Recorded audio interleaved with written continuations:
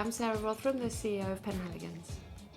Well, I joined the brand Penhaligons as sales and marketing director, and with a very short period of time they made me general manager of the brand. Off the back of my financial results and how we'd repositioned the brand, the board promoted me to group CEO. And I was 35 at the time, so unexpected and an absolute delight. Once I was promoted to being a CEO, I had already formed in my head that I really wasn't going to change my management style dramatically, which meant being quite hands-on. The benefit of that is I think my entire team knows that I understand their role. So I think the biggest upside of being hands-on is that you innately know the detail, but you're constantly in dialogue with your end consumer. You will still find me working on the shop floor. I'm known to arrive unexpectedly and sell.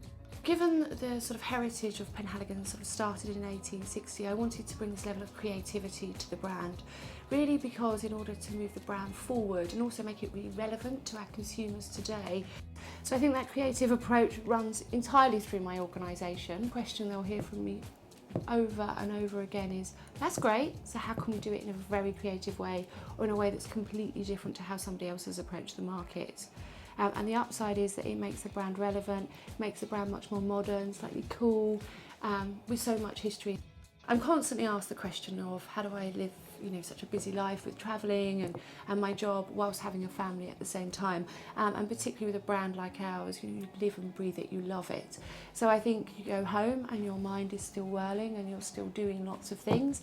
But I would challenge anyone that says that that's impossible to do or that that's difficult to do.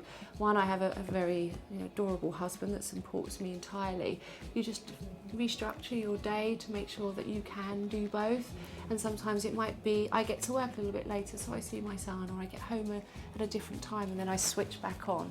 And you will regularly catch me watching a TV show with my iPads, Googling various other things because I've seen something that stimulated a topic at work. So it's a constant thing as a CEO. You live your brand, you don't stop.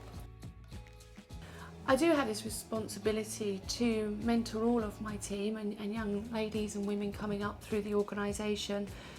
We tend to recruit some brilliant people that have talent and maybe don't have the experience. I think it's a natural instinct to put your arms around them, to coach them, help them map out some direction of where they might want to go, because part of my job is to deliver the results, make sure I'm delivering the right brand message, but also to grow the talent and the people that work for me. It's a big part of a CEO's role.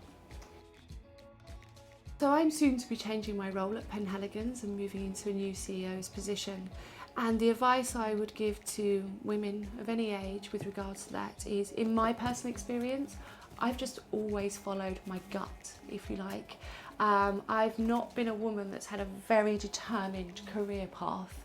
I ended up here and in my last role because it felt like an opportunity. I could see the opportunity, I felt at home within that brand, and I've always chosen to do something because I knew I could be passionate around it. So my advice would be, think about what you love and follow that.